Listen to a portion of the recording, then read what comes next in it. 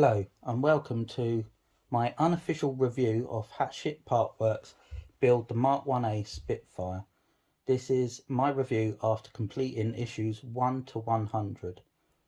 So I'd like to start with, I signed up to this just before COVID-19 hit 2 years ago, and it come just at the right time because of lockdown, having something to do, and I just wanted to give an honest opinion of what I thought of the build now it's completed. So I'd first like to start with the quality of the materials used, and for 99.9% I would say they're fantastic. The parts are well made, what's metal and any plastic parts usually are really good quality heavy plastic. For some strange reason the ailerons and this section here was left plastic, but the rest of the outer skin of the plane on the top side is all metal. Underneath, most of the plane is metal other than the underskin of the wings, which were plastic, but the top of the wings are metal. The only reason I can think of this was to try and reduce the weight of the plane because it is heavy and sitting on these 3 acrylic stalks. Maybe it just couldn't take the weight of it with the motor, so they had to reduce it a bit. I don't know, I'm just guessing there. But all in all, it's a really good quality build of parts. So the details are just phenomenal for the scale. 1/18 you'd expect it to be, I guess.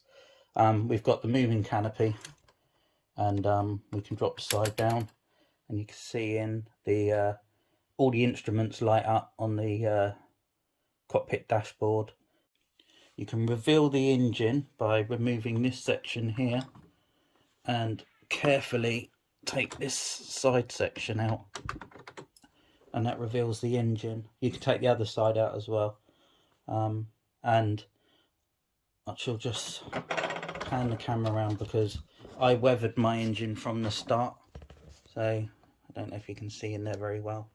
Not got the best light in this room, but my whole plane's been weathered, by the way, to give it an aged look and just make it look more authentic. But I will say the plane, even untouched, looks really nice. You end up with what I would class as a nice museum piece. For the purists out there, I did change the colour of my nose spinner purely just because of weathering it. Black doesn't really weather that great, and I just wanted to give it a look. It looks great when it's spinning as well, but that's the only reason I've done that. So if you're a purist, you probably don't like what I've done, but it was all down to personal taste there. So that's the plane itself, and I just thought it would be really good to talk about the goods and the bad points of the build. Going right back to the beginning, it was really enjoyable. You start off building the prop in issue 1, and you start to work your way back. Doing the engine was really enjoyable. There's a lot of detail there, a few fiddly little bits, but all in all, really good. And then you started on the cockpit. Behind here is the inner cockpit, which I guess it's like building it within a cradle. And that was really good. The detail in levers, buttons, I don't know all the proper terms, but they were really made well, and even the wording on them's there. It's got everything that you expect. And once it was completed, I actually went online and found a bird's eye view of a Spitfire cockpit for real to compare them, and it really is uncanny how much detail they've managed to squeeze into the model. I know there's a few people out there who've got a few gripes with the sight in the cockpit. Apparently it would have had a slight glass dome above it, that they didn't add, but other than that I can't see they've missed much at all.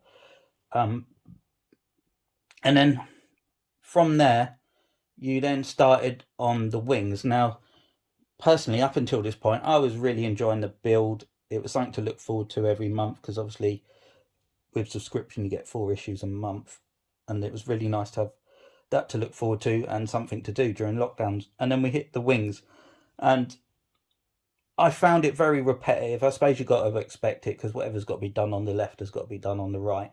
But for the next 2 or 3 months of issues, waiting for parts, you kind of knew what was coming. So it sat around for a few weeks until I could really be bothered to get on with that bit.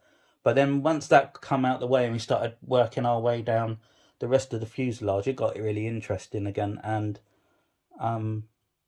it all comes together. Once you get to that point, the plane really starts to take shape quickly. But because it's a 2-year build, it does, there's bits hanging around, and for the first year you really are waiting for that moment where you start to get to put bits together and join the engine to the cockpit and the wing, so again, it's to be expected, but it's how the plane comes together, I guess. And for me, just the wings was the bit that I found a little bit boring, but other than that, the rest of it I really, really enjoyed. Now, we're talking about good and bad points here. I've been a member of a forum on Facebook since I got this build, and there's a fair few people on there, and we've all been able to help each other with a few issues. Now, personally, I've got 30 years of experience of building model kits like Airfix, Tamiya, Revel. In my teens, I was really into Tamiya radio controlled cars. So although this is the first large scale model I've done that's a subscription thing, I was quite competent in myself that I would be able to build it without much fuss, and sure enough, I have been. But there has been 1 or 2 small issues with the plane. For me, one of them was the right hand wing top skin fitted perfectly. My left hand wing here was raising up on this edge, and I kept taking the wing off, aligning it, screwing it down, and every time it would want to raise up and not sit flush. Anyway, after about maybe 4 or 5 times of doing this, I then realized the wing attached in 2 sections with several screws underneath. And I don't know how, maybe in the process of manufacturing or transport, who knows, it was just out of alignment by maybe 1 mil, very fractional. And with just a gentle bit of persuasion of bending the 2 parts together once they were adjoined, and then offering it back up, and then it just fitted perfectly how it was meant to. So although a lot of people have said this plane costs £1,000 to build, you should be able to take it straight out the packet, put it together with no fuss. At the end of the day, it's a kit, and like any other kit, whether it's a cheap £5 Airfix kit, they all need a little bit of fettling, and you do have just 1 or 2 things you've got to try and figure out for yourself. But you get there.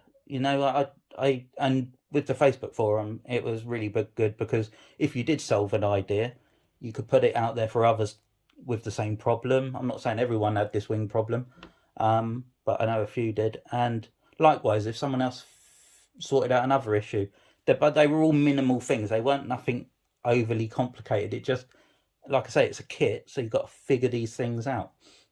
So the main bad point, I would say, is now and again 1 or 2 people on this forum were saying their parts were coming and maybe not painted correctly, or I see there's quite sharp lines, if you see here, which is nice, and some people's parts had a slight feathering in the colours.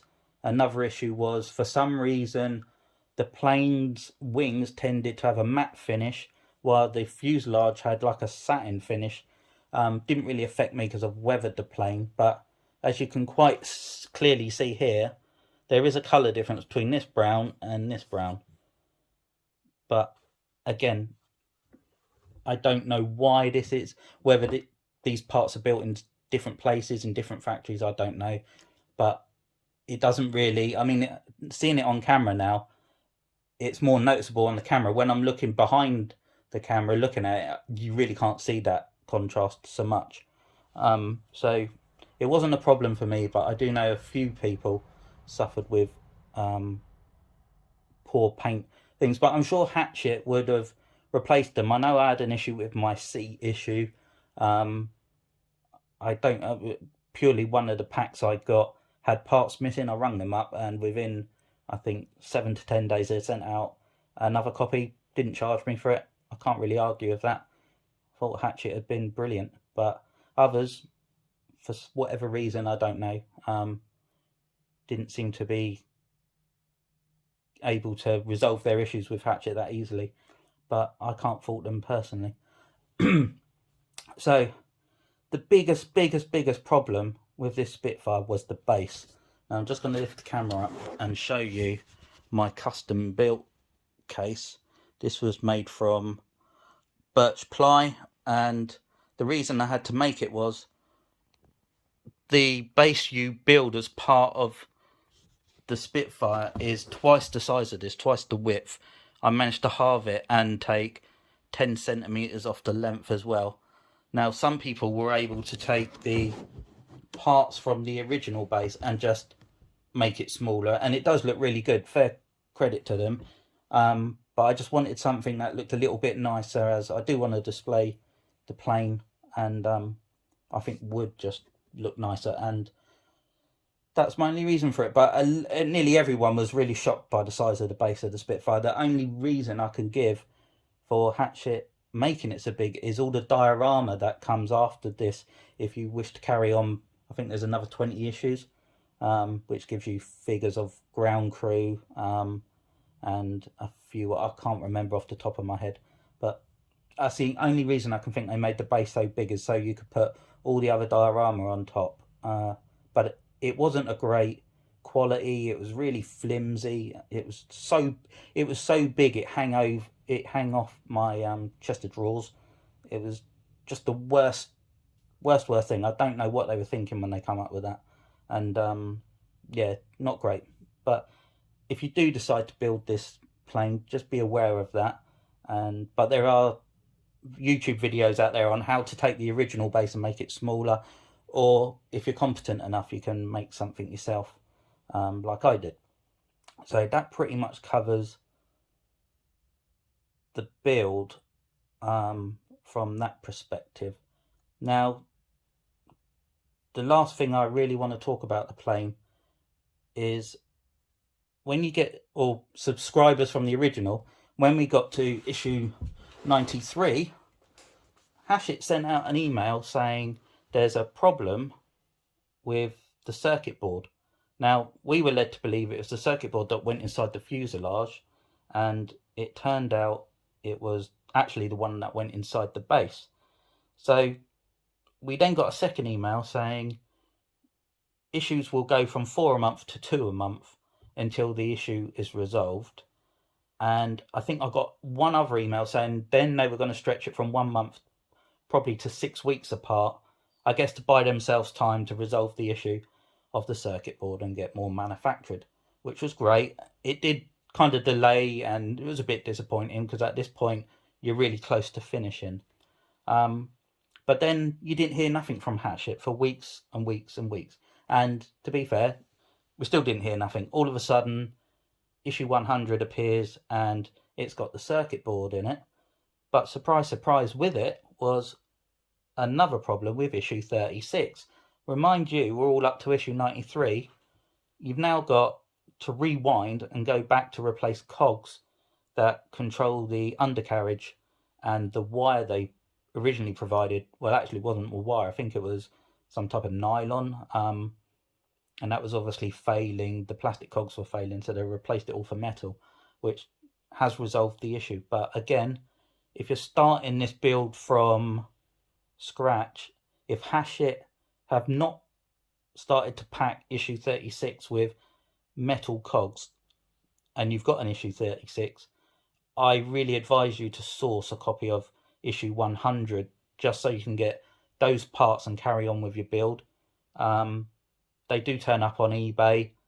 You can buy direct from Hachette a single copy when they are in stock. But it was just really poor communication from Hachette from that point.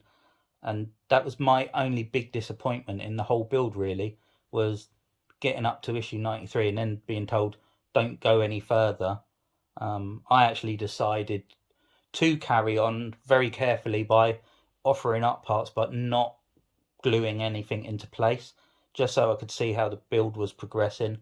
And again, because I'm competent at model building, I was quite happy to be able to strip it back and fit the parts when I finally did get them. So that is my review of the Hachette Spitfire, and I'm going to end with the big question most people ask. This plane costs £1,000 to build. Most kits that come out of these monthly subscriptions cost that, and other than the Millennium Falcon, which I did want to build but never signed up to it, when I saw the Spitfire, I've always enjoyed the Spitfire. It's a beautiful looking plane. Doesn't matter what scale it is, whether it's a little 172 or this or the real thing. I'm just always in awe of it. And yeah, when someone says, well, you spent £1,000 on that, you know, is it worth it? I'm going to contradict myself now. If I had £1,000 in my wallet, went into a shop to see this pre-built doing its thing, would I spend £1,000 on it? Not a chance. I would probably spend 300 maximum. But when you break that down to £10 a week, 4 issues a month, having something to look forward to, plus you get the magazines, which are full of great information, and the enjoyment of building it as well. You can't take that away. You know, then yeah, I would. So it's a bit of a strange one. I wouldn't spend £1,000 on it in one hit, because to me, I'm looking at, you know, you could go and get a good 50-inch LED TV with that.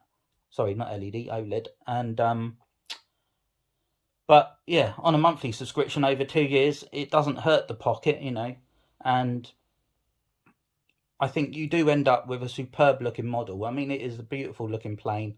We'll, at the end of this video, give you a demo of it doing its thing. And that's my review, really. I'm just, if you are a competent model maker, then I recommend this build. I really do, especially if you're a Spitfire lover. I mean, other than getting to ride in the real thing, or you fly big RC planes of it, I think this is the next best thing. So yeah, that's it. I hope you enjoyed it. I'm not a YouTuber, so if this seems a bit like a novice video, that's because it is. But I just wanted to give my personal view on the build, and I think I've covered everything really. You'll, if you get this, you will enjoy it. I promise you, you will enjoy it. There are small teething issues. You will figure it out, get over them, but they're nothing major. And I hope you really enjoyed this video, and I hope you enjoyed the demonstration which comes after it, and happy model making. Take care.